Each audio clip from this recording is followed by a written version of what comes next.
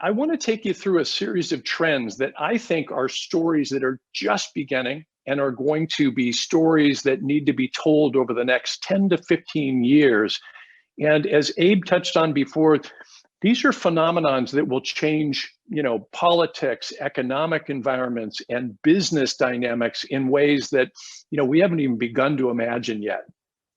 So the first one I want to touch on is automation. And for most of us, we think of automation as this kind of dirty, grimy manufacturing. We don't know much about it because it's pretty removed from who and what we are. We are seeing an absolute mind-boggling renaissance in manufacturing, particularly here in North America and the United States.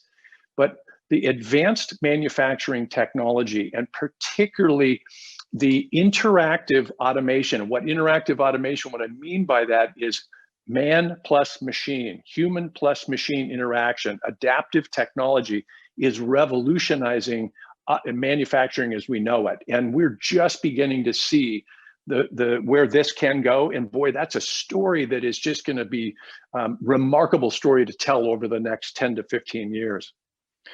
All of you are familiar, at least at these early stages, about artificial intelligence and machine learning.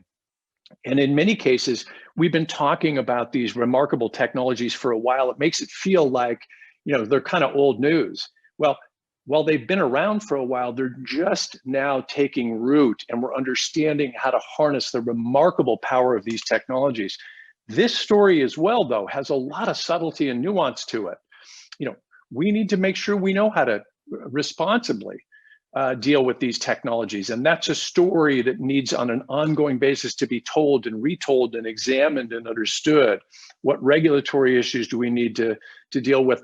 What does artificial intelligence mean about the future of some types of works and industries? So lot of opportunity there. We used to use the term when we talk about jobs, we'd break them into two categories that we would refer to as either white collar jobs or blue collar jobs. Those terms are irrelevant today. And I actually use the term new collar jobs to define the kind of jobs that are being created today. So they're a combination of high-tech technology and data analytics skills combined with perhaps the skills of a domain like manufacturing or any sort of product development or service. And the story of understanding what are the skill sets? What are the educational requirements? What are the apprenticeships? What are the ways that we start to prepare young people, but also companies in our society for these new types of jobs that are being created? Reshoring, and if you're not familiar with what reshoring means, it means exactly what it sounds like. It is the reshoring of manufacturing back to North American and particularly American shores. And what has happened, this has slowly but surely been accelerating over about the last 10 or 15 years. Most recently during the pandemic, because of the supply chain failure that was at the center of the pandemic, you've seen a dramatic acceleration. This matters for a couple of different reasons. First, North American manufacturing is facing the biggest market opportunity that they've seen in 70 years. So it's a dramatic business story that's a very positive one. But there's a series of subsets, including a re-examination of the original thesis that drove a lot of outsourcing and offshoring in the 70s, and including many people that are starting to investigate that and realize not only was the math horribly flawed, it actually had some unintended consequences that were really damaging, particularly to U.S. economy. So lot of opportunity to think about reshoring and how we might tell those stories. I mentioned before that at the heart of the pandemic is really a supply chain failure and disruption. Give you a couple of interesting perspectives here. Many of us didn't know what PPE stood for before the pandemic. Boy, we sure know now. Here's the height of irony though. What most people didn't realize too was that 85% of surgical masks and surgical gloves and surgical gowns come from a 300 square mile radius of Wuhan, China. Gee, what's wrong with that picture, right? And this is not anything to do with China or any other country. The reality of it is the world woke up and realized, oh, boy, that's probably problematic. If we have a supply chain that could be disrupted around something that is that critical And now we need to re-examine that. What's happening since then is literally every company in the world is reevaluating their supply chain, whether it was disrupted or not. This is the ultimate wake-up call. So that's the first part of the story that's kind of interesting and getting a lot of attention. The second part of the story I'd use Tim Cook to tell. Tim Cook, as I'm sure most of you know, is the CEO of Apple. He's done an absolutely remarkable job of accelerating the strategy of Apple after the death of the legendary founder, Steve Jobs. What a lot of people don't realize is that Tim Cook is not an engineer. He's not a product designer. He's not a software engineer. He's not a software programmer. He's an absolute world-class genius at supply chain management and logistics. Steve Jobs plucked him from an obscure and now defunct computer company called Compaq Computer when he had the vision for wanting to build these remarkable devices, but knew if he didn't have the supply chain logistics and the talent of a Tim Cook, he'd never be able to fulfill on these products and services at scale. So Tim Cook is arguably the first supply chain rock star that we can turn to, but he's certainly not the last. So the story here is supply chain and logistics going from kind of a back office function to a strategic front office story. The changing nature of the workforce. So as of 2017, the second largest generation ever created in history, the millennial generation, was of equal size of the first largest generation ever created, the baby boom generation, in the workforce at the exact same time. This is creating a really fascinating series of demographic trends. First off, we now have the broadest demographic stretch in the history of business. It's never happened before, but it's also changing the way companies operate. So the millennial generation, as most of you would be very aware, doesn't remember a world without the internet. They're digital natives. They're not afraid of technology. They didn't worry that they might break something if they engage with a piece of technology where perhaps an older generation had those experiences. Conversely, the baby boom generation is motivated by the millennial generation, and perhaps there's some mentoring going on, but we don't even know where that story ultimately goes, but it's a fascinating changing nature of the workforce itself. Alternative energy gets talked a lot about, but the real truth of it is we're only in the first inning of where alternative energy can go. And we tend to, in thoughtful environments like Northwestern and the Medill School, we talk about these things like they're commonplace. Alternative energy is still called alternative.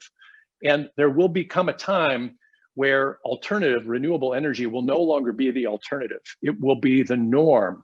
And again, this is a story that's going to play out in so many different areas and has just remarkable levels of consequence and just a drama, frankly, to the story itself. So this is another area that I think is ripe for storytelling.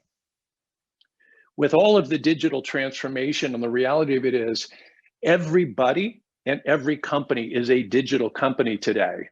Cybersecurity is increasingly critical. The odds that we're going to fight a physical war of scale in the future, boy, I hope are low, and I would imagine they'd be low, but we're fighting wars constantly around cybersecurity. Our governments around the world are hacking each other. We're seeing all kinds of challenges around companies, dealing with all kinds of cybersecurity issues. And again, here too, we're at the early stages of this, and these stories need to be illuminated. They need to be told. We need to understand what's happening in some of these areas to help, companies and people and businesses manage through them. Big data and analytics, it used to be, not that many years ago, that data was a survey instrument, and it was a trailing indicator. So think of it this way: you'd get something that happened. We'd be here in the first quarter of 2021, but we'd be looking at data that was the fourth quarter of 2020. And we'd be trying to understand what happened in that quarter. And could we learn enough about what happened in that quarter we could apply perhaps in this quarter or in subsequent quarters? What's really changed through the remarkable ability to manage massive amounts of data and put it into analytics, We're now at the stage where we can look at real-time data, not trailing indicator data, and start to spot patterns in real time. A few things I'd mention here. Thomas is an example. Thomasnet.com, we're up to 3.5 petabytes of buyer behavior data and growing. So we have this remarkable window into the industrial economy. We've now taken that, which is in essence the digital exhaust from our core business, and we've turned it into a business in and of itself called Thomas Industrial Data that sells data patterns into high-end financial institutions that are looking at broad market trends. So tremendous opportunity here. One other thing I would mention here, the story of the vaccines that have been so remarkable to see. As those stories get told, hopefully some of you will help tell those stories. What you're going to find is that at their core, they're going to be a big data story. And what that means is the remarkable compression of time. It used to take a decade to develop a vaccine, was done in 10 months. Part of that is the ability to have access to remarkable amounts of data, churn that data very, very quickly and produce analytics. The future of work. Look what we're doing right here, right? So had the pandemic not happened, we'd be all together. And we'd be at some beautiful building on the campus and we'd be interacting. And boy, I really wish we were. But there are also other things from the pandemic that are showing us that they've accelerated the trends of much more of a hybrid work model, a combination of remote and office work. I also think too, for me, as a professional, I would say on average over the last 25 years, I've probably averaged somewhere between 75,000 and 100,000 air miles a year, untold number of hotel, nights, a remarkable amount of time sitting in airports waiting for a plane, waiting for a delay, canceled flight. If I add up all of the time it takes to do the value, which is to get to a destination to work with customers or work with employees, the reality is the 90% of it is wasted and really unproductive to get to the 10%. What we're learning here is, boy, I can cut out that 90%. And that's a radical change.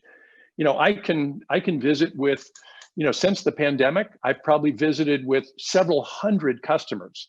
If I wanted to do that physically, which was the traditional model, boy, it would take me quite a while to be able to do that. I'm not saying it's either or, but we have a whole new narrative around the future of work. And your generation has the opportunity to kind of choose your future. And I don't want to say my generation didn't, but boy, a lot of these transitions around the future of work, again, this story hasn't been written, and you have the opportunity to help write this story, but also help others understand how to think through what's that future of work really going to look like.